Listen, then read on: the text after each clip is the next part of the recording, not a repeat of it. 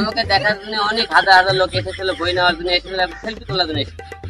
বুঝি তুই 8-10টা ছেলে পেলে ওখানে ভুয়ো ভুয়ো বলে চিৎকার করছে। আমার প্রশ্ন হলো, দেখ এই ভুয়ো ভুয়ো চিৎকার করছে এরা কারা? লোকগুলো আমরাই ছিলাম।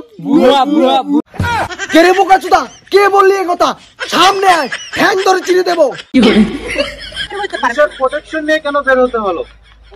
পুলিশের প্রোটেকশন নিয়ে কেন বেরোবে না? ওখানে যেটা জনগণের যেটা ভিড় উঠতেছে না, যে মানুষের গায়ের উপর পড়তেছে, একটা গন্ডগোল যাতে না হয়, যাতে আমরা সুষ্ঠুভাবে এসে সুষ্ঠুভাবে বাংলাদেশে বের হয়ে যেতে পারি, মেলার মধ্যে একটা কোনো গন্ডগোল। ও বুঝলাম, কিন্তু লোকগুলো কেন শুধু আপনাকে বুয়া বুয়া বললো?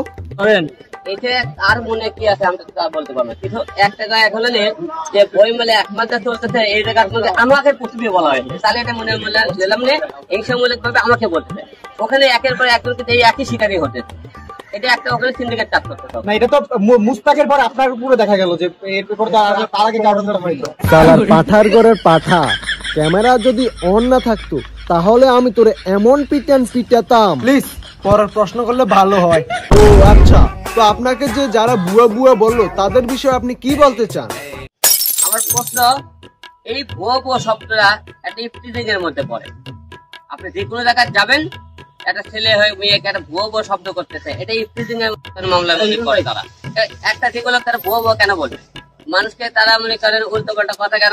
এটা একটা মানুষকে টিচ করা, একটা ইফটিজিং করা। সবাইকে ওখানে ভুয়ো যে কোনো লোকই যায় তাদেরকে এক শ্রেণীর লোকে তারা ভুয়ো ভুয়ো বলতে। তাই আমি আজকে হারুন ভাইয়ের কাছে এখানে বলতে যে এটা একটা ইফটিজিং এর মধ্যে পড়ে, যারা যারা ভুয়ো ভুয়ো করতে তাদেরকে যেন গ্রেফতার করা হয়।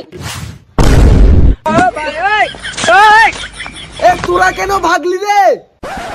কারণ লোকগুলো আমরা ছিলাম।